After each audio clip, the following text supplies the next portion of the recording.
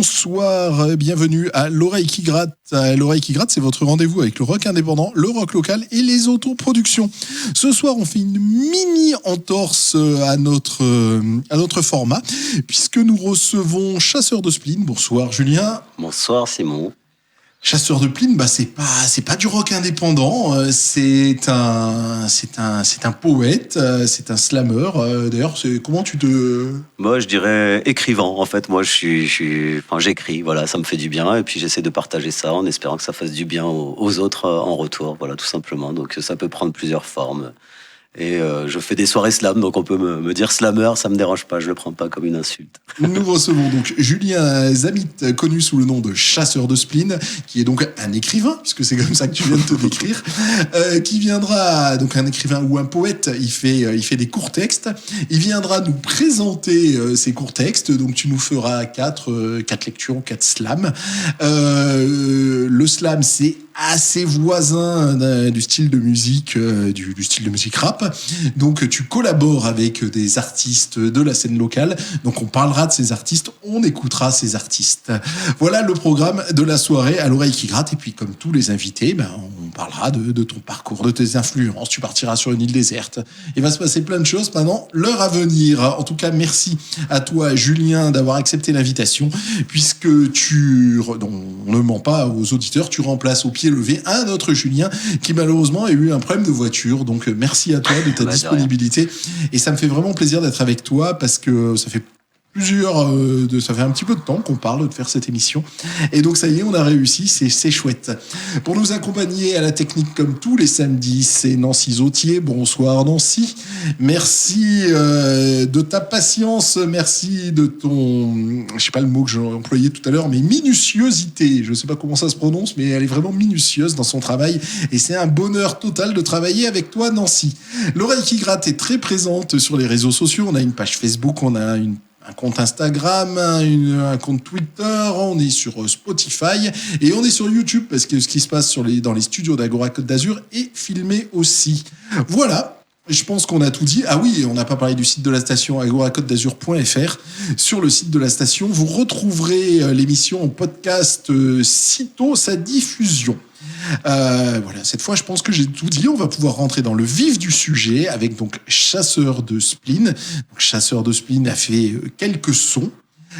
Tu nous expliqueras exactement. Et donc là, on va écouter le morceau ou le texte, on l'appelle comme on veut, Les Cailloux Cœur. Et puis ensuite, on discutera avec toi. Chasseur de Spleen, tout de suite sur Agora Côte d'Azur pour l'Oreille qui gratte.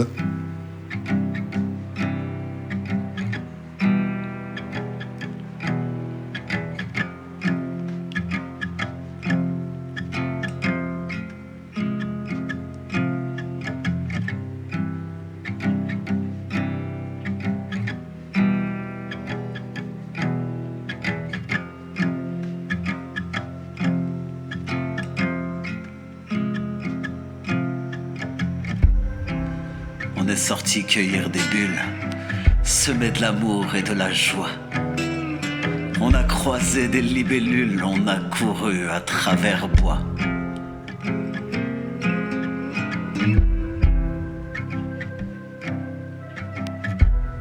On a trouvé des cailloux cœur et chanté avec les oiseaux.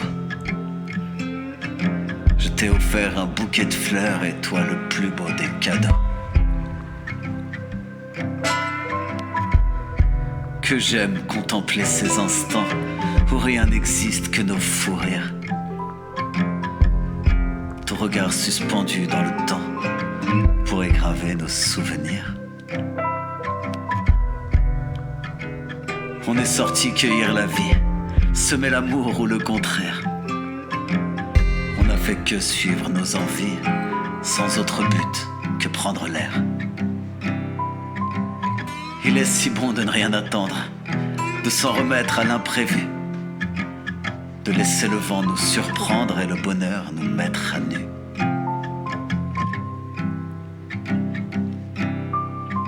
On s'est offert une parenthèse entre les racines et le ciel,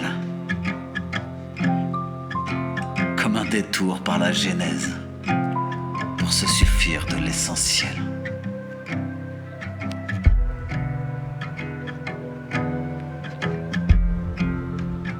est sorti cueillir des bulles, semer de l'amour et de la joie. On a croisé des libellules, on a couru à travers bois. On a trouvé des cailloux-cœurs et chanté avec les oiseaux. Je t'ai offert un bouquet de fleurs, et toi le plus beau des cadeaux.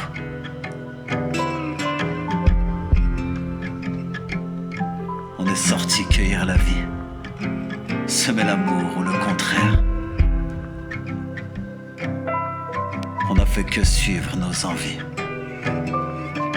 sans autre but que prendre l'air.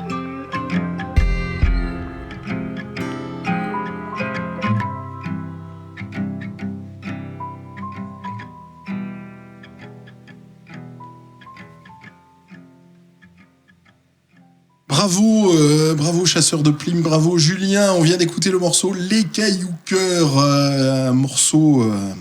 un morceau d'amour. Tout à fait. C'est un morceau d'amour qui était inspiré d'une petite balade avec ma fille, en fait, parce que je suis papa d'une petite fille de 6 ans et voilà, on a une relation très particulière avec ma fille, très forte, et du coup, voilà, on est allé se balader dans la nature, puisqu'on vit dans la nature, et j'ai écrit ce petit texte en rentrant. Voilà, d'ailleurs, mais en le lisant et en l'écoutant, j'avais plutôt l'impression que tu t'adressais effectivement à un enfant, à ta fille, plutôt qu'à ta chérie. Donc mais c'est un morceau d'amour, tu ne t'es pas trompé. Mais en attendant, ce thème de l'amour de ses enfants ou de l'amour de sa femme, de l'être aimé, ça revient régulièrement dans ce que tu écris. Ouais, tout à fait. J'essaye de toute façon de m'inspirer un petit peu de la vie de tous les jours, d'essayer aussi d'exprimer des émotions. Moi, il faut savoir que vraiment l'écriture, à la base, j'y suis venu parce que c'était presque thérapeutique. C'est un besoin depuis que je suis tout jeune. Et effectivement, l'amour, je pense que c'est un sujet qui revient un petit peu dans la vie de tout le monde, en tout cas j'espère. Et puis je pense qu'on a besoin de véhiculer ce type de message d'amour en ce moment. Donc voilà, c'est vrai que c'est un sujet assez récurrent. Ouais. Quand tu t'es présenté en début d'émission, tu as parlé de toi comme d'un écrivain, alors que là, il y avait une musique derrière. Donc comment tu en es arrivé à mettre ces petits sons derrière? Quel est le parcours et pourquoi, simplement? Tout simplement parce qu'en fait, j'ai 3 grandes passions dans la vie. Donc la nature, c'est pour ça aussi que je voulais un petit peu qu'on introduise mon œuvre avec ce texte qui parle et de l'amour de ma fille, parce que c'est important et central dans ma vie, et aussi quand même de cette petite balade dans la nature qui nous rappelle les plaisirs de la contemplation simple et des bonheurs simples et de la terre, donc la nature. Et après, derrière ça, il y a l'écriture, bien évidemment, et il y a également la musique. En fait, moi, je suis un amoureux de musique depuis toujours. J'ai la platine vinyle qui m'a jamais quitté. Voilà, je suis un collectionneur, je suis un amoureux de musique, et du coup, c'était tout naturel pour moi de véhiculer des émotions en se servant à la fois des mots et de leur musicalité, mais aussi de la musique en support. Donc très bien, à ce jour, tu as sorti un recueil, Rien n'est trop peu, même si ce n'est pas assez, rien que le titre est sympa. Donc aujourd'hui, écrivain, mais l'envie d'être musicien et de sortir un disque, elle existe ? Alors, d'être musicien, j'irai pas jusque-là, mais par contre, l'envie vraiment de lier ces 2 passions, donc qui sont l'écriture et la musique, c'est certain. De toute façon, ça ne m'a jamais quitté. J'ai toujours plus ou moins déclamé, lu mes textes sur des musiques. Je les écris avec de la musique dans les oreilles les 3/4 du temps. Et ce que j'aime bien aussi, c'est le partage. Du coup, comme moi, je suis un piètre musicien, même si j'ai pas mal d'instruments à la maison, ce qui est sympa, c'est aussi la rencontre. Et à ce niveau-là, j'ai été plutôt verni, puisque comme je me déplace pas mal dans des soirées culturelles, etc., j'ai rencontré des super artistes qui font ça bien mieux que moi et qui m'ont proposé de mettre des musiques sur mes mots, ou moi de mettre des mots sur leur musique. Et du coup, c'est vrai qu'en ce moment, je suis vraiment dans ce type de projet-là. Voilà, j'écris pour des artistes et avec des artistes, et tous les projets vont dans ce sens-là, entre la musique et les mots. C'est marrant, on a un fil conducteur à l'oreille qui gratte, parce que récemment on recevait l'oiseau noir, qui lui aussi est parti de l'écriture pour suite à une rupture sentimentale, et qui l'a mis en musique presque sans s'y attendre. Donc, les parcours des invités de l'oreille qui gratte sont parfois assez proches. Tu vas nous faire un premier slam, je sais pas comment on l'appelle. C'est le poème Rien n'est trop peu, le nom du recueil. Tu vas nous le proposer. C'est Chasseur de spleen que l'on reçoit ce soir à l'oreille qui gratte. Et si c'était de ne plus entendre chanter les oiseaux, de ne plus savoir nous émerveiller devant l'arrivée du printemps, Si c'était de ne plus regarder la rosée du matin et de ne plus prendre le temps de vivre que l'humanité s'était rendue malade.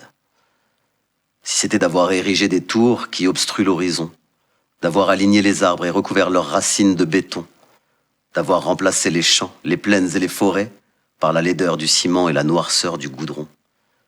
Si c'était d'avoir pillé les sous-sols et d'avoir empoisonné les terres que cultivaient nos ancêtres, que ce monde se mourait peu à peu. Si c'était de passer nos journées sous le feu des lumières artificielles, de nous déplacer sous la terre les yeux rivés sur des écrans. Si c'était d'enterrer nos déchets sous nos pieds et de souiller nos océans, que nous avions fini par nous recroqueviller peu à peu jusqu'à rompre nos racines et nos liens. Si c'était d'avoir imaginé pouvoir nous soustraire à cet équilibre fragile au nom de l'argent, du progrès ou du confort qui nous avait guidés jusqu'ici. Si c'était d'avoir piétiné cette merveilleuse poésie du vivant qui nous avait conduits à la lisière de l'existence. Et s'il était alors l'heure pour nous de réapprendre à regarder pour mieux voir et écouter pour mieux entendre. S'il était l'heure de réveiller nos rêves et de réenchanter ce monde. S'il était l'heure de résister et de faire corps comme ces splendides nuées des tourneaux devant leurs prédateurs.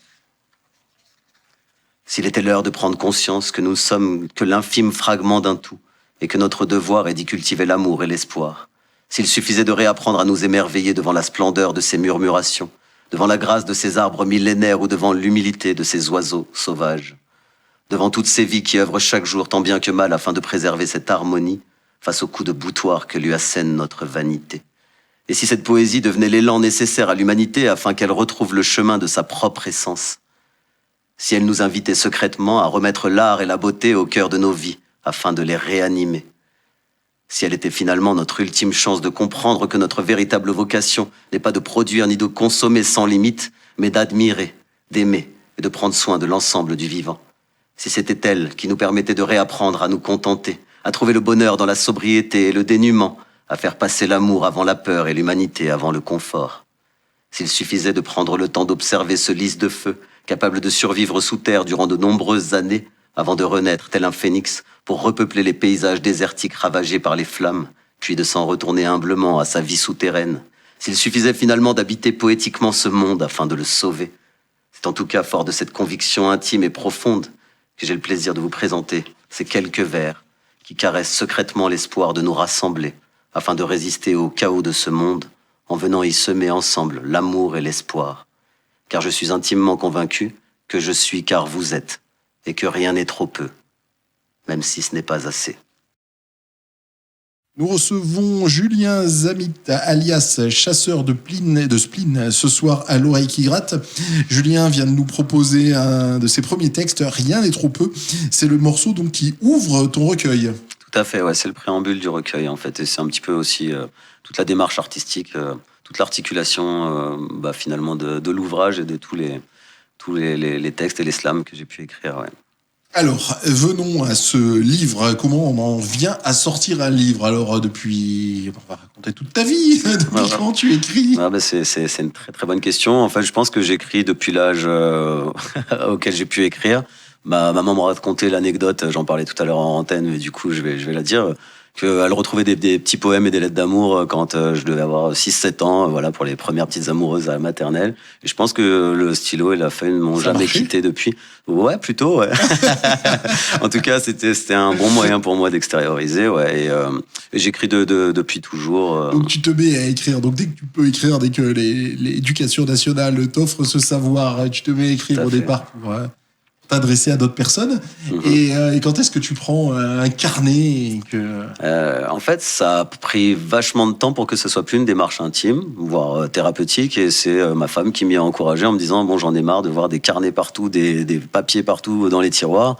Et il faudrait peut-être en faire quelque chose. Et puis en plus, voilà, t'as du talent, donc ça serait cool d'essayer de partager ça avec les gens. » Et il y a eu le Covid. Et pendant le Covid, du coup, il y avait du temps. Donc on a rassembler toutes ces petites feuilles, tous ces petits carnets, et puis je me suis inscrit sur les réseaux sociaux. Je suis pas très réseau social à la base, sous le pseudo de chasseur de spleen, du coup sur Instagram notamment. Et puis j'ai commencé à lire mes petits textes, et puis ça a plu. En tout cas, il y a eu de l'échange, du partage, de l'émulation, et moi ça m'a bien plu de pas garder ça pour moi finalement et de le livrer, quoi. Et du coup, voilà comment c'est né. Et j'ai eu la chance qu'on me sollicite par la suite pour ce qui est du recueil. Voilà, une petite maison d'édition qui a aimé ce que je faisais, qui m'a proposé de faire le recueil, quasiment dans la foulée. Donc c'était vraiment super sympa, c'est allé très vite. Et du coup, j'ai adoré l'idée de consigner ça et d'avoir un petit livre dans la bibliothèque, ne serait-ce que pour ma fille beau, plus tard. Voilà. Mais ce qui veut dire que donc jusqu'au Covid, jusqu'à 2020, t'as écrit pour toi, pour expulser des choses. Ouais, après dans mon téléphone, je dois avoir 1000 textes. Je dois avoir à peu près 1000 textes dans mon téléphone. Il y en a que j'ai mis en musique avec des copains musiciens. On a fait des petits buffs. Jamais rien de bien concret, quoi. D'accord. Bah écoute, tu vas nous proposer un deuxième de ces 1000 textes. C'est le morceau Nos nuits invisibles. Enfin, le morceau, j'ai l'habitude de recevoir des artistes ici. C'est le texte Nos nuits invisibles. C'est Chasseurs de Spleen que nous recevons ce soir sur Agora Côte d'Azur pour l'oreille qui gratte. J'ai souvent ressenti le vent de la colère et de l'impuissance parcourir tout mon être, jusqu'à venir glacer mes os pour abandonner mon corps prostré au cœur de la nuit, dans l'attente que la rosée ne vienne le cueillir au petit jour. J'ai souvent étouffé mes cris face à ces destins tragiques qui viennent chaque jour nous rappeler combien les notions de justice et d'humanité sont fragiles. J'ai souvent senti les larmes s'écouler le long de mes joues sans parvenir jamais à étancher ma peine. J'ai souvent rêvé de rejoindre et prolonger les combats de Camus, de Césaire, ceux de Mandela, Rosa Parks ou Luther King. J'ai souvent remis en cause, souvent critiqué. J'ai souvent pleuré, hurlé et souvent fini par espérer. Mais le plus souvent, la nuit était alors le seul témoin de ces élans et l'insomnie leur seul complice. Le plus souvent, le petit matin emportait alors avec lui tous ses rêves invincibles. Mais ce matin, je suis bien décidé à laisser enfin mes mots sortir de leur silence. Je suis bien décidé à ne plus laisser la lueur du jour les faire disparaître comme disparaissent les ombres. Ce matin, tandis que le soleil tarde à réveiller la lune, je suis bien décidé à laisser mes rêves inonder les invisibles de leur lumière. C'est à mon tour de faire le rêve que nous soyons de plus en plus nombreux à exprimer notre indignation devant le flot permanent d'horreurs indicibles que la brutalité de notre système enfante. Ce matin, je brûle de lever le poing et de poser un genou sur cette terre assoiffée, afin que l'avenir de nos enfants ne continue à périr devant les coups de boutoir que lui assène une poignée de tout-puissants qui n'aspire qu'à s'enrichir et n'a de cesse de creuser notre tombeau, les mains couvertes de notre sang. Ce matin, je suis bien décidé à ne plus laisser les silences abreuver mes peines, et aussi insignifiant que soit leur écho, à venir de mes mots assouvir ce besoin viscéral de remplir mon devoir, de faire ma part, pour incarner enfin le changement que j'appelle de mes vœux. Ce matin, enfin, je viens semer ma prose bancale et imparfaite, et je le ferai aussi longtemps que des corps lourds de la fatigue de toute une vie de labeur ne trouveront pas d'abri pour y passer la nuit.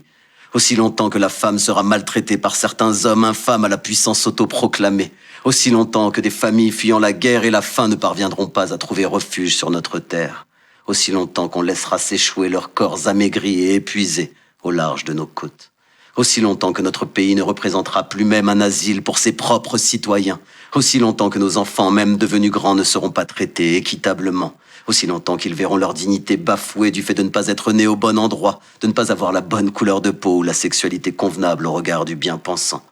Ce matin, j'invite le monde entier à s'indigner, et ce par tous les moyens. Car nous ne pouvons pas nous résoudre à nous satisfaire de cette situation tant que le droit ne jaillira pas comme l'eau et la justice comme un torrent intarissable devant ce monde qui se meurt. Voilà pourquoi c'est à mon tour de faire le rêve que nous nous donnerons la main et que nous nous réveillerons nos espérances. Voilà pourquoi c'est à mon tour de faire le rêve qu'un jour notre pays se lèvera comme un seul homme et qu'il retrouvera enfin sa splendeur d'antan, en insufflant un vent d'espoir à travers le monde. Voilà pourquoi je fais le rêve qu'un jour le pays des droits de l'homme retrouvera la véritable réalité de sa devise, liberté, égalité, fraternité. Voilà pourquoi je fais le rêve que nos enfants sauront s'unir pour empêcher l'humanité de périr. Voilà pourquoi je fais le rêve qu'un jour le fils d'un migrant et celui d'un partisan nationaliste pourront s'asseoir ensemble à la table de la fraternité. Voilà pourquoi je fais le rêve qu'un jour, tous les continents, tous les pays, les villes, les villages et les quartiers où brûlent les feux de l'inégalité et de l'oppression seront transformés en une oasis de liberté et de justice. Voilà pourquoi je fais le rêve qu'un jour, nos enfants retrouveront le goût de l'innocence et le plaisir de jouer, chanter et danser dans un monde où chaque être vivant sera parvenu à faire valoir son droit au respect et à la dignité. Non, je ne suis pas Luther King, mais je sais ce que mes rêves doivent aux siens. Non, je ne suis rien ni personne et je sais que mes mots ne changeront pas la face du monde. Mais tout comme lui, je rêve. Oui, je rêve que le rêve nous soit à nouveau permis, car de lui seul pourra venir notre salut. Alors, ce matin, seul devant ma fenêtre, le poing serré, je rêve que nos rêves finiront par s'unir et qu'ils parviendront à nous éclairer pour que triomphent nos nuits invincibles. Nous recevons Chasseur de Spleen ce soir sur Agora Côte d'Azur et Julien vient de nous proposer un texte vraiment très très très fort. Nos nuits invincibles. Voilà, je disais à Nancy, notre réalisatrice, que j'avais besoin d'une petite pause après un texte aussi fort. On a commencé avec de l'amour pour ta fille. Après, dans la préface, il y avait un côté écologie. Je l'ai senti comme ça. Là, il y a un côté politique, déclaration de candidature. Ouais. Ça part, voilà, en écriture, ça parle de tout ça, parce que là, c'est... Ouais, tout à fait. En fait, l'idée, c'est que je me décris un peu comme un militant poétique. J'aime bien cette idée. On parle beaucoup de militants politiques. La politique, on l'a fait à partir du moment où on essaye de s'organiser pour vivre ensemble. C'est pas toujours facile. Ce mot politique aujourd'hui, il a plus trop cette signification auprès des jeunes générations et j'aimerais lui redonner un sens, c'est-à-dire qu'on essaye de se réorganiser, de se parler, de revoir les choses sous un angle peut-être différent, mais de s'apporter des choses. Et c'est vrai que ce livre, il parle d'humanisme, j'ai envie de dire. Enfin, moi, en tout cas, c'est comme ça que je l'ai vu. C'est un peu un triptyque. Tu parles d'écologie, je suis assez d'accord, mais en fait, c'est l'écologie au sens large, à savoir que j'englobe vraiment l'être humain à l'intérieur de l'écologie. C'est-à-dire qu'on est une espèce animale. On s'est pris un peu pour les maîtres du monde, avec un regard très descendant sur le monde, mais en fait, on fait partie de ce monde-là. Donc ouais, c'est écologique dans le sens où effectivement, c'est humaniste et l'humain fait partie de ce monde et il a tendance à l'oublier. Voilà, il exploite les animaux, la nature, les réserves. Et lui-même. Ouais. Et aujourd'hui, il se vide de son sens. Et c'est un petit peu tout ce que je ressens du monde aujourd'hui. En tout cas, c'est ce que j'essaye de mettre en texte. Et je l'ai fait sous forme de triptyque, avec une vision qui est la mienne, qui est poétique, certes, parce que je pense que le beau et la contemplation doivent être remis au centre de tout ça. Mais ce triptyque, la première partie, c'est résister. Et là, le texte que je viens de vous faire, il fait partie du chapitre 1 qui est résister. Donc effectivement, il est peut-être un petit peu, on va dire, militant. Effectivement, il y a ce côté-là. Mais dans le deuxième, il y a cultiver l'amour et il y a semer l'espoir. Et du coup, après, ça sera des textes peut-être un petit peu moins forts et plus légers, mais qui sont tout autant essentiels pour moi dans ma vision du monde, en tout cas, et dans ma démarche artistique. Voilà. D'accord. Merci. Effectivement, moi, je me dis toujours... au nom de quoi on se juge plus important que telle ou telle race animale ou tel ou tel végétaux. Moi, très régulièrement, je me le dis, ça c'est. Donc, je me retrouve parfaitement dans tes propos. Donc, revenons à la création de ce livre. Donc, 2000, le Covid, tu te mets à faire des textes. Et comment ils sont sélectionnés? Donc, c'est avec ton épouse que vous cherchez tous les petits papiers et que vous trouvez une cohérence que vous sélectionnez? Ouais, il y a un petit peu de ça. Alors, je te cache pas qu'en vérité, il y a quand même certains textes où c'était un peu ceux-là, je veux les mettre parce qu'ils me tiennent à cœur pour une raison, par exemple, affective, comme pour ma fille. Voilà, si je fais un bouquin, j'aimerais bien quand même qu'il y ait un petit texte d'amour. Mais c'est vrai qu'il a fallu chercher cette fameuse cohésion, cette fameuse cohérence. Et du coup, je suis vraiment parti de ce que je viens de vous dire, quoi. C'est-à-dire que l'idée, c'est quel message j'ai envie de délivrer. Voilà, écrire, c'est bien, écrire des messages d'amour, etc., c'est beau. Mais j'ai envie qu'il y ait un propos, en fait, et que ça ait du sens et délivrer un message. Voilà. Si je devais me définir, peut-être que plutôt qu'écrivain, maintenant que je réfléchis, ce serait messager. Voilà, j'aime bien cette idée-là, voilà. Mais enfin, t'écris environ 1000 textes qui, a priori, n'ont aucun lien les uns envers les autres et t'essaies de leur donner une cohérence. Ouais, c'est vrai. C'est aussi un grand boulot et qui doit passer des heures et des heures et des heures à rechercher et aussi dans psychanalytique, aussi toute ta vie qui a dû défiler sous tes yeux. Écoute, on poursuit. On a autant envie de discuter avec toi que t'écouter lire les textes. C'est assez génial. On poursuit avec le texte, les interstices. J'arrive même pas à le dire moi. Qui est donc issu de ton livre Rien n'est trop peu, Chasseur de Spleen, que nous recevons ce soir sur Agora Côte d'Azur pour l'oreille qui gratte. Combien d'espaces insondables, combien de mots imperceptibles, combien de pleurs inconsolables, combien de joies indélébiles. Combien de cœurs inhabités et de promesses qui se morfondent. Combien d'amours inavoués se cachent en nous quand le ciel gronde. Si tout n'était que perception, s'il ne fallait pour fuir nos leurs qu'apprendre à lire nos émotions et ne parler qu'avec le cœur. Si l'on comprenait que la matrice ne nous relie qu'au firmament, qu'un sourire est une cicatrice que vient graver l'instant présent. Combien de chairs impalpables, combien de silences volubiles, combien de cœurs vulnérables, de connivences inaudibles. Combien de jours, combien d'années se faufilent entre les secondes. Combien de bonheur à glaner reste à l'orée d'un nouveau monde. si l'on suivait nos intuitions, pour qu'elles nous guident loin de nos peurs. Si on laissait la déraison venir sublimer nos erreurs, et s'il suffisait qu'on s'immisce, là où fleurissent nos rêves d'enfants, qu'on plonge au creux des interstices, où vivent nos cœurs impatients. Nous recevons Chasseur de Spleen ce soir sur Agora Côte d'Azur qui vient nous présenter son livre Rien n'est trop peu. J'ai le livre sous les yeux et je trouve qu'il y a des types d'écriture dans les morceaux, dans les textes que tu nous as proposés. Là, c'est le mot combien qui revient sans cesse.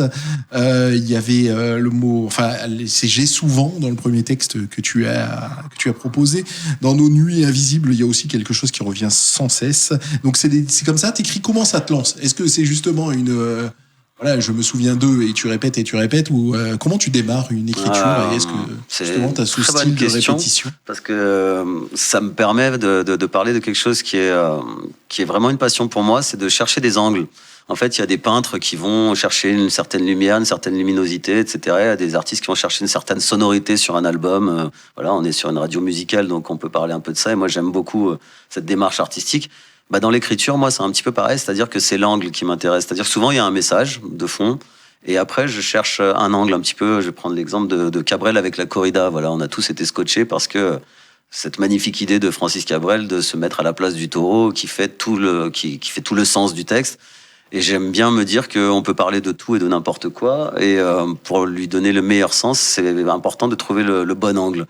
Et du coup, cette reformulation dont tu parles, là, c'est intéressant parce qu'effectivement, c'est cette redondance rhétorique qui va permettre parfois de mettre un petit peu de puissance, même dans l'intonation ou dans la musique.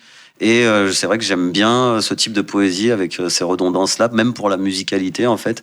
Et au-delà de l'angle par rapport au message véhiculé, il y a l'angle aussi musical. Et cette redondance-là donne une musicalité, je trouve, au texte. D'accord. On revient un peu plus haut dans la discussion où quand tu as réuni tous les textes, d'ailleurs, il y a combien de textes dans Rien n'est trop peu? C'est une très bonne question. Je ne l'ai pas en tête le nombre, mais je crois qu'il y en a à peu près 90, entre 90 et 100. Tu as récupéré 10% de ce que tu avais écrit. Ouais, à peu près. Le lire. Donc j'imagine le travail que ça représentait, donc que tu as fait avec en partie avec ma femme, ouais, tout à fait. Ouais. Mais il n'y a pas un côté indécent pour le coup, ou impudique, plutôt c'est pas indécent, c'est impudique à te plonger dans ces 1000 textes avec la personne avec qui tu partages ta vie, parce que on parlait d'écriture psychanalytique, donc il y a de ça, donc à un moment que tu sois mis à nu à ce point-là, c'était pas gênant? Alors, c'est génial parce que moi je compare ça à, vous savez, quand on sort les albums photos en famille, et il y avait vraiment complètement de ça, et même moi, il y avait des textes que j'avais mis de côté depuis tellement longtemps parce que c'est vraiment des textes que j'écris parfois de manière impulsive et compulsive. C'est un besoin d'écrire pour raconter quelque chose. Puis souvent, je le mettais de côté et ça devenait même pas une matière pour autre chose. Et en fait, là, le fait de le ressortir, c'est comme quand on revoit une photo de nous quand on avait 12 ans avec le pull, le col roulé et qu'on rigole et que, il y avait un petit peu de ça parce que ça, finalement, ça disait beaucoup de moi, de mon évolution. Il y a des textes que j'aurais jamais pu dire parce qu'ils étaient complètement immatures, mais qui font partie de mon histoire, de mon passé. Et on a pris un grand plaisir, au contraire, à partager ce moment-là. Et justement, oui, c'est vrai qu'il y a un petit peu d'impudeur, mais après, avec sa femme, je pense qu'on peut se permettre d'être impudique et de partager ce genre de choses. Je sais pas, quand on regarde les vieilles photos, quand on trouve qu'on a une frange pourrie, on n'a pas forcément envie de la montrer à la personne qu'on aime parce qu'on peut trouver que ça nous dévalue. En tout cas, toi, tu n'es pas là-dedans et bravo, tu n'es pas dans un concours de muscles et pour le coup, j'apprécie véritablement ce que tu es en train de nous dire. Tu nous présentes donc ton livre Rien n'est trop peu. Mais même si ce n'est pas assez, sans lunettes, je n'arrivais pas à trouver. Rien n'est trop peu, même si ce n'est pas assez. Pourquoi ce titre? En fait, l'idée, c'est de dire que on est face à une société, on va dire, un peu anxiogène quand même. Moi, j'ai une petite fille de 6 ans. Aujourd'hui, lui raconter son avenir, c'est un petit peu compliqué pour moi. C'est un peu dérangeant. Il y a même des gens qui me disent « Pourquoi t'as fait un enfant avec un regard aussi sombre sur la vie ?» Donc voilà, on est quand même dans ces questionnements-là, on va pas se mentir. Et moi, j'avais envie de faire un texte justement, des textes plutôt positifs qui disent cultiver l'amour, l'espoir, etc. Mais sans pour autant être dans le déni de ce qui nous entoure. Et l'idée, c'était de dire oui, c'est vrai, il y a beaucoup de choses autour de nous qui se passent et qui sont pas très jolies. Mais nous, on peut, à notre niveau, chacun œuvrer. C'est un petit peu le discours de Pierre Rabhi, par exemple. qui parle du colibri, voilà, avec cette fameuse légende. Bah, c'est l'idée de dire, d'accord, il y a pas mal de choses qui se passent qui sont pas top en ce moment autour de nous, mais à nous de les rendre chacun à notre niveau un petit peu mieux. Donc rien n'est trop peu, on peut tous faire un petit quelque chose. Et même si à la fin c'est pas assez, ça vaut le coup quand même d'avoir tenté, quoi. Voilà, c'est un petit peu. Il y avait tout ça derrière ouais, ce titre. Exactement. Eh ben, tout ce que tu nous lis ce soir est extrait donc de ce recueil de poésie qui est donc édité Les Souffleurs de Verre, une petite maison d'édition pour 16 €. J'imagine qu'il est disponible par correspondance si on va sur les sites. Tout à fait, ouais, sur les sites, même sur. Bon, je dirais pas de nom. Mais on mettra les liens voilà. du vrai site sur notre blog C'est... www.l'oreillequigratte.com www.l'oreillequigratte.com. On poursuit la découverte de ton livre avec le texte Les enfants de l'instant. C'est à toi, chasseur de spleen. Agenouillés dans l'existence, toujours repliés sur nous-mêmes, on ne cherche pas tant le mot que le sens pour nous libérer de nos chaînes. Je parle à tous les chasseurs de rimes, aux gardiens de la langue d'antan, aux voyageurs des abîmes qui écrivent pour graver l'instant, à toutes les âmes hypersensibles qui aiment plonger dans les tourments. Dites-moi, que nous restera-t-il emporté par le vent ? Rendons nos cœurs à l'évidence, toutes nos illusions sont vaines, l'éternité n'a pas de sens, la vie s'écoule dans nos veines. Je parle à tous les chasseurs de spleen, aux gardiens des souvenirs d'antan, aux collectionneurs d'adrénaline, aux épicuriens, aux voleurs d'instants. Je parle aux amoureux versatiles, aux junkies des sentiments. Dites-moi, que nous restera-t-il, emporté par le temps ? Rien ne suffit à qui considère comme peu ce qui est suffisant. Avant de redevenir poussière, prenons le temps d'être vivants. Enfonçons nos ongles sous la terre. Enivrons-nous du vent. Derrière chaque ombre vit une lumière. Nous sommes les enfants de l'instant. Chasseur de spleen que nous recevons à l'oreille qui gratte ce soir, qui vient nous présenter son recueil Rien n'est trop peu, même si ce n'est pas assez. Julien Zamit. On mettra tous les liens sur notre blog www.l'oreillequigratte.com. C'est le morceau qui clôt le morceau. Oui. Non, c'est le texte qui clôt ce livre. Oui, j'ai des habitudes. Avant de parler des projets musicaux, la couverture, j'allais dire la pochette. La couverture, on voit un immense arbre où les racines sont extrêmement présentes et un tout petit monsieur donc à côté. Donc, moi, j'ai envie de te dire que ça nous renvoie au fait qu'on est finalement assez petit et surtout les racines me laissent penser que ce qu'on ne voit pas est plus important que tout ce qu'on peut voir. Ça, c'est la lecture que j'en ai. Qu'est-ce que tu as voulu mettre, toi, dans ce dessin ? Je pense que tu as tout dit. Tu as une très bonne lecture en tout cas de ce qu'on a essayé avec. Je tiens à dire que c'est la maison d'édition qui a choisi cette photo parmi plusieurs. Et après lecture, évidemment, et c'était effectivement pour aller dans le sens un petit peu de ce qu'on se disait tout à l'heure, à savoir remettre l'être humain un petit peu à sa place par rapport à la nature, et effectivement aussi ne pas être dans des préjugés, des raccourcis, etc.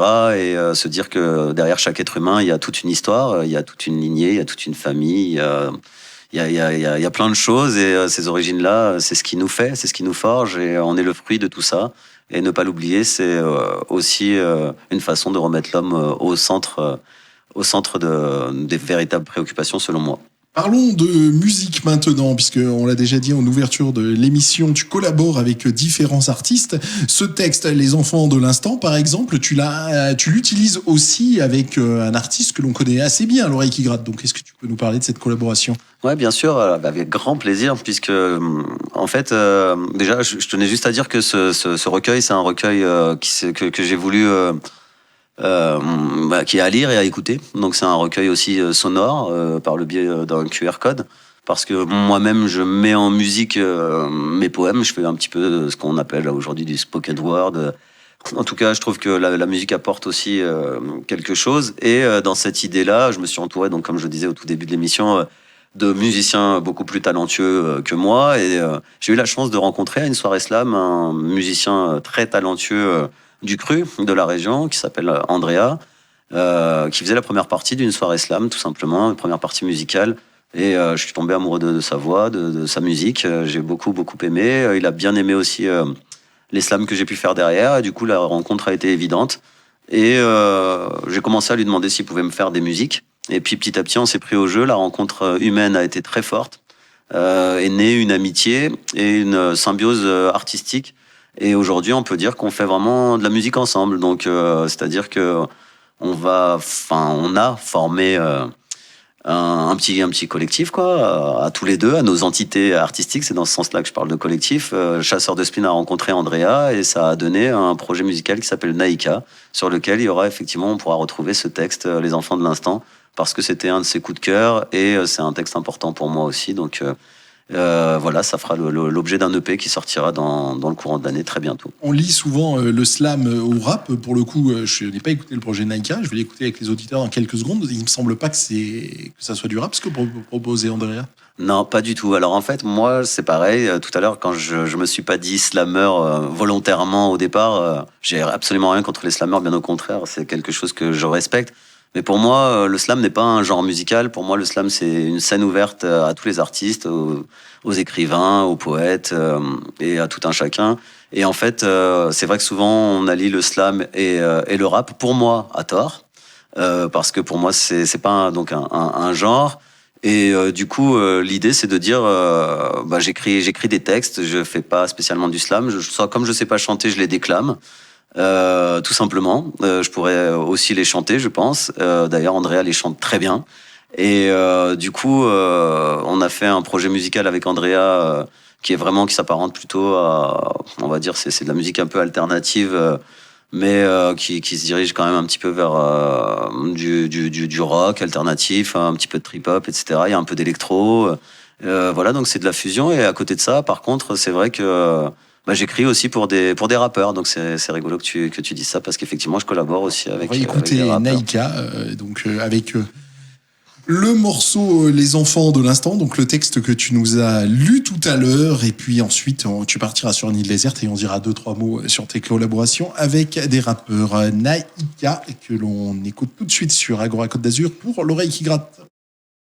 Agenouillés dans l'existence, toujours repliés sur nous-mêmes. On ne cherche pas tant le mot que le sens pour nous libérer de nos chaînes.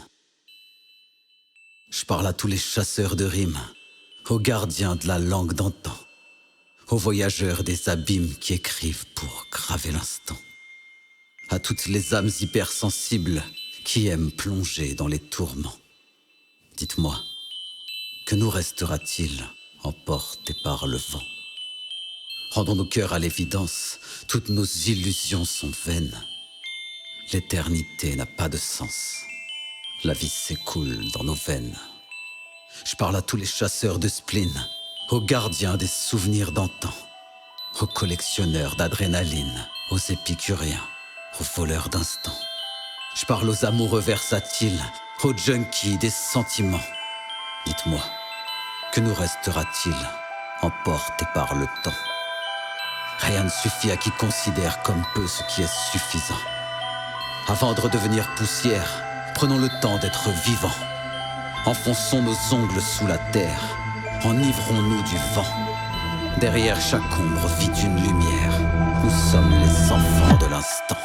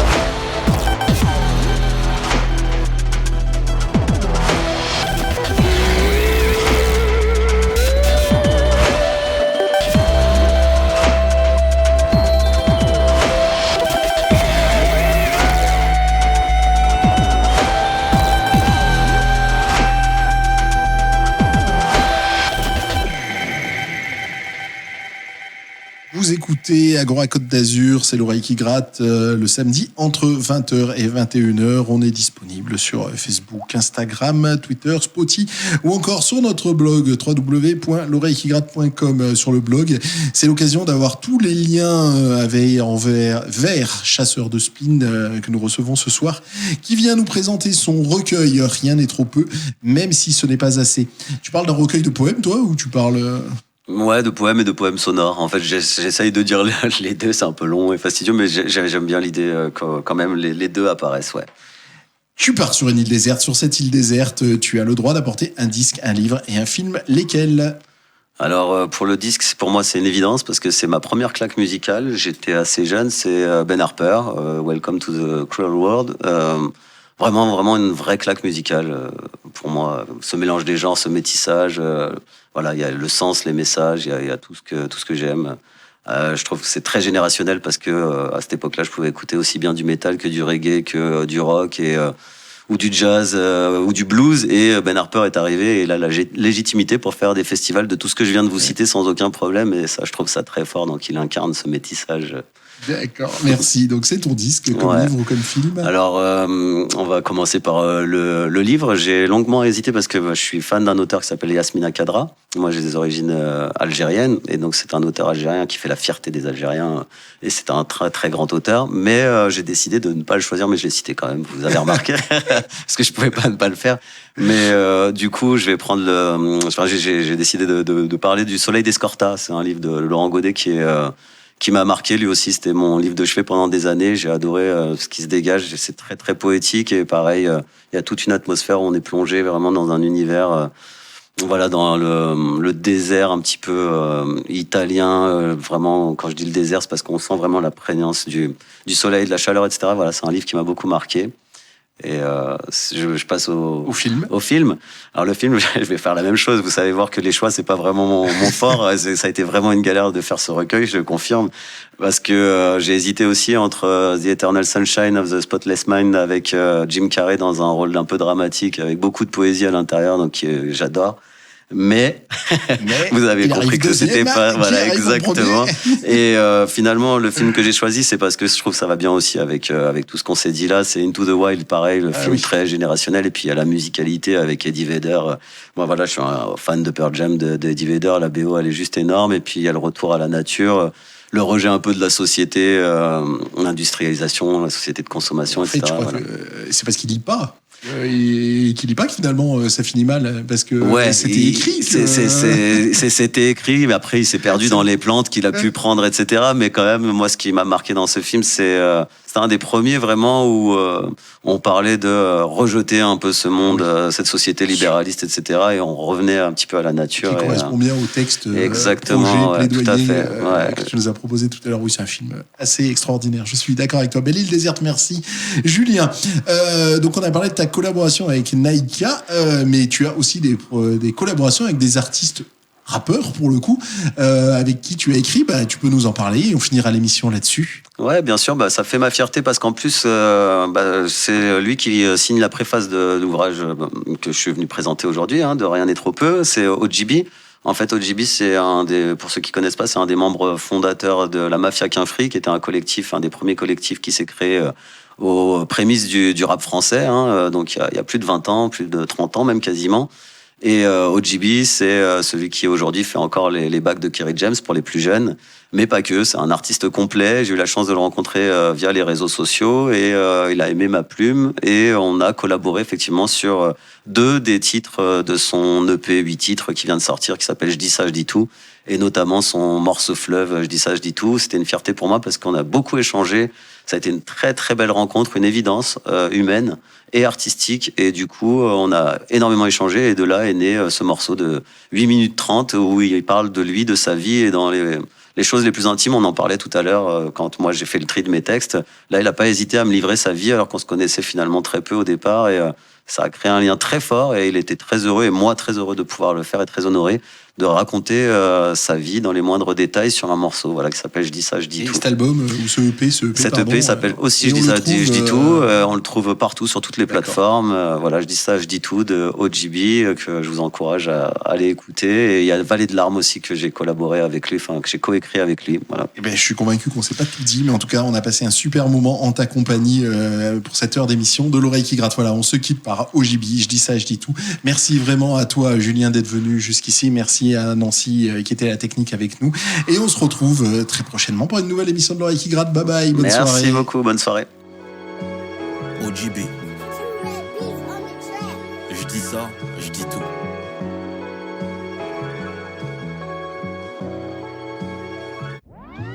Y'a ceux qui éclairent et ceux qui sombrent, je n'ai pas eu à choisir un camp. J'ai toujours relevé ceux qui tombent sans jamais me mettre en avant. Mon âme ne sera jamais à vendre, je connais bien trop la musique. J'ai tout donné sans rien attendre, je peux me vanter d'être authentique. Pareil que les passeurs de lumière œuvrent chaque jour dans le silence. Même si être un guide me rend fier, nul n'est fait pour l'indifférence. La vie est un compte à rebours, t'as vite fait de passer à côté. J'ai plus le temps de faire des détours et trop d'histoires à partager. Y a bien des voleurs d'horizon et des silences qui rendent sourds. Mais y a pas d'espoir sans pardon et pas de bonheur sans amour. J'ai appris à garder pour moi, pour fuir les chemins de la peine. Je n'ai jamais perdu la foi, car Dieu n'éprouve que ceux qu'il aime. Même les compagnons du prophète ont bien souvent versé des larmes. Réussir sans se compromettre, c'est accepter de poser les armes.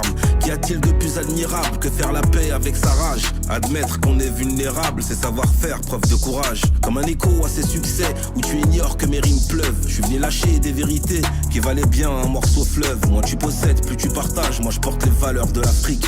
À quoi te sert un héritage si t'es pas ce que tu revendiques? Comme tu le sais, je vis sans rancune, mais je suis pas du genre à me mentir. Je rencontre parfois de l'amertume quand l'insomnie vient me cueillir. Je sais pas comment les marchands de rêve parviennent à trouver le sommeil pendant que j'attends que la nuit crève pour que renaisse le soleil. J'aime pas les donneurs de leçons, mais j'ai horreur de l'injustice. Je suis pas la voix de la raison, mais mon bonheur n'est pas factice. J'ai toujours eu un coup d'avance, car je voulais pas devenir quelqu'un. Si moi je sais quand d'autres pensent, c'est que je n'oublie jamais d'où je viens. J'ai croisé tellement d'imposteurs, d'artistes qui ont déserté la rue. Elle et moi on se connaît par cœur, je suis son honneur, elle m'a vertu. Elle m'a appris que même dans la brume, y a rien de plus précieux que le présent. Depuis que j'éclaire, les nuits s'enlument grâce au sourire de mes enfants. À vivre le cœur sur la main, on ne voit pas que les années passent. Y a rien à remettre à demain et personne pour le faire à ta place. J'ai donné tellement de mon temps à des gens qui se rappellent pas de moi, que s'ils m'accordaient même un instant, une seule vie ne suffirait pas. Mais je suis pas fait pour les regrets et le passé n'est qu'un concept, car l'essentiel pour avancer, c'est d'apprendre à mieux se connaître. Aux origines de la bonté se trouve bien souvent la souffrance, quand ceux que la vie a épargnés n'y verront que de l'inconscience. Alors t'acceptes d'être différent, tu ne recherches qu'à faire la fierté de celle qui guide tous ces moments que l'on ne peut plus partager. À toi qui te permet de me juger sans rien connaître de mon enfance. Tu veux savoir ce que ça fait de voir sa mère se battre en silence. Tu ne peux pas aimer ce que je fais, mais ne juge pas celui que je suis. J'ai jamais visé les sommets, le rap était ma thérapie. Après 40 piges de survie, je sais que le succès n'achète pas tout. Je connais la femme de ma vie, mais je vis sans elle, je dis ça, je dis tout. Je sais très bien qu'on ne se doit rien, mais être compris n'a pas de prix. Si tu ne sais pas d'où je viens, tu peux pas comprendre ce que je te dis. Celui que tu vois debout sur scène, qui donne sa vie et sa sueur, c'est ce gamin de Vitry-sur-Seine, en train de tourner vers l'extérieur. Car si j'ai bien connu la haine, je n'ai jamais cru qu'en l'amour. Tant que le sang coulera dans mes veines, c'est lui qui guidera mon parcours. C'est vrai, je pourrais jouer les gangsters, j'aurais plein de bails à te raconter. Je suis légitime, j'ai la matière, mais chez l'empreinte que je veux laisser. Y a pas de honte à se dire je t'aime, je veux pouvoir partir sans regret. Je suis fier d'écrire des poèmes, dire à ma femme qu'elle m'a manqué, que si elle ne le sait pas encore, je ne veux pas vivre loin de ses bras. Finalement, qu'est-ce qu'un homme fort, si ce n'est celui qui ose dire ça? Maman, je sais que tu m'entends, j'espère que ces mots feront ta fierté. Je sais déjà que tes petits-enfants auront ton cœur et ta bonté. C'est l'heure pour moi de retrouver l'ombre, pour mieux venir vous éclairer. N'oubliez pas qu'en ce bas monde, le temps est bien vite écoulé. En souvenir de la mafia, à tous mes frères, à mes gars sûrs, j'oublie pas les deux Soraya, qui savent ce qu'il y a derrière l'armure. À ceux qui connaissent la souffrance, à toutes ces âmes parties trop tôt, à ceux qui parlent le silence, merci d'avoir nourri ces mots. Je suis influent par l'affluent, je suis juste venu remettre de l'ordre. Je suis différent, pas complaisant, les chiens à boire, je mène la horde. J'écris des mètres, des kilomètres, je sème des lyrics un peu partout. Je vis pour être, pas pour paraître, je vis sans haine, haine, je dis ça, je dis tout. Le morceau pourrait s'arrêter là, t'aurais une idée de qui je suis, mais tu ne saurais rien de moi si je parlais que d'une de mes vies. Le 7 avril 77, jour de ma première naissance, il paraît que les chants en ont 7, la mienne incarne la survivance. Pas là pour suivre la tendance, j'ai pas le mensonge comme fond de commerce, mes lyrics sont faites pour l'urgence, je suis pas là pour faire des promesses. À ceux qui me disent de ne pas ressasser, de tirer un trait sur le passé, je réponds de ne jamais oublier le gouffre d'où jaillissent nos clartés. On n'a pas tous le même destin, on ne choisit pas ses combats. J'entends les mots de Titi l'ancien, je revois le sourire de Yimma. Me voilà dans le funérarium, avec mon père de l'autre côté, brisé avant de devenir un homme. Voilà de quoi j'ai hérité, un air de la funky family. Et me voilà square de l'horloge, entre le 9-4 et les Antilles, le genre de bonhomme que la rue forge. Glisse une pensée pour son petit frère, celui qu'on appelait Timberland. Quelques mesures à cœur ouvert, pour ceux qui ont écrit leur légende. Je pense à Lasna, Mamad, je pense à Zakaria, à David Pinsec, tonton Abed, je pense à Eric, Otina. Je pense à ceux qui ont quitté l'arène, ceux qui tournent en rond dans leur cage, qui rêvaient de mieux que les bords de Seine, quitte à risquer de faire naufrage. Je pense à tous ceux dont la vie n'a pas voulu laisser le temps. C'est grâce à qui je connais son prix depuis que je suis un survivant. Mais je pourrais pas te parler de moi sans te parler de la mafia, te dire combien mon cœur a froid, que nos gamins ne se connaissent pas. Une des richesses du rap français renferme la plus grande des tristesses. Pourquoi des frères vivent séparés? Venez, on met de côté le business. J'aimerais m'asseoir autour d'une table, retrouver mes poteaux d'enfance, qu'on arrive à extraire les balles, penser les plaies de nos absences. À la mémoire du bon vieux temps, avant que nos frères se fassent descendre, quand nos rêves étaient innocents, sans qu'aucune âme ne soit à vendre. La belle époque où l'horizon était alors notre seul cap, les journées remplies d'illusions, quand on venait poser nos raps. On est le fruit de nos rencontres, que deviendrait l'homme sans la femme, même si c'est dur de s'en rendre compte, lorsqu'elle vient éteindre ta flamme. Quand l'amour propre devient sale, parce qu'elle est venue l'entacher, que la méfiance devient normale, même si t'es prêt à pardonner, que tu galères à te reconstruire en l'imaginant dans ses bras, que tu te noies dans son sourire lorsque t'es seul dans ses draps froids, qu'elle se permet de te dire ses peurs à l'idée que tu te reconstruises, alors que t'as contenu tes pleurs pour lutter contre son emprise. Car le plus dur des combats est celui qu'on mène face à soi, de ne pas faire vivre à cette femme-là ce qu'elle t'a fait au bout d'un mois, de préserver l'intimité qui renfermait toutes les valeurs, qui faisait d'elle ta moitié avant qu'elle ne vienne sonner l'heure. Quand je regarde dans le miroir, j'ai juste envie de briser la glace, mais je vais pas te raconter d'histoire, 6 ans de bonheur, rien ne les remplace. J'ai bien tenté de me reconstruire, j'ai rencontré des femmes en or, je voulais leur éviter le pire, qu'elles ne connaissent pas le même sort. Pas du genre à briser des cœurs pour tenter de réparer le mien, je veux qu'on s'épargne la rancœur, qu'on continue de se tendre la main. Je suis sincèrement désolé, je pensais pouvoir tourner la page, de toute façon quelle que soit la durée, ce qui importe c'est le partage. Chaque seconde était sincère, y'a juste des amours impossibles, certaines histoires sont éphémères quand ton cœur est indisponible. Même si je pardonne, je n'oublie pas, depuis mes je t'aime sont amers. La bienveillance commence par soi, alors j'exprime ma colère. Trop libre pour porter des chaînes, j'ai décidé de veiller sur moi, personne n'aura jamais ma haine, que Dieu me préserve de tout ça. Je tiens à rester un homme droit, pas prendre soin de tout le monde. Je veux que mes enfants soient fiers de moi, qu'ils profitent de chaque seconde. J'aurais aimé leur offrir plus, les mettre à l'abri du besoin, même si l'argent n'est qu'un bonus et que ce qui compte c'est de faire le bien. Je serai jamais quelqu'un d'envieux, je ne rêve pas de bâtir un empire, mais qui ne serait pas heureux d'atteindre ce qui l'a fait grandir, de pouvoir vivre de sa passion après lui avoir tant donné, pouvoir offrir un horizon à ces peines qu'il a réfugiées. Chez nous la coutume dit que rien n'est le fruit du hasard, que le rêve se nourrit, qu'il ne faut jamais cesser de croire. Subhanallah, je crois chaque jour de belles âmes, quand je baisse les bras et que le monde me désarme. Ce soir c'est la fête de la Eid, mon père s'est mis à la prière, le temps esquisse derrière mes rides, la joie d'un fils au regard fier. Voilà ce que ne révéleront jamais leur contrôle au faciès, que les hommes ne sont pas que le reflet du pays où ils naissent. Je suis de la famille Salah, mais j'aurais pu naître Traoré. Je suis le plus black des robeux et le plus robeux des Soudanais. Vous voulez savoir qui je suis? Écoutez ce que je porte dans mon sang. Si je célèbre chaque jour la vie, c'est parce que je suis un survivant. N'oubliez pas que le temps passe, surtout prenez soin de vous. Il y a des gens que rien ne remplace. Je suis OGB, je dis ça, je dis tout.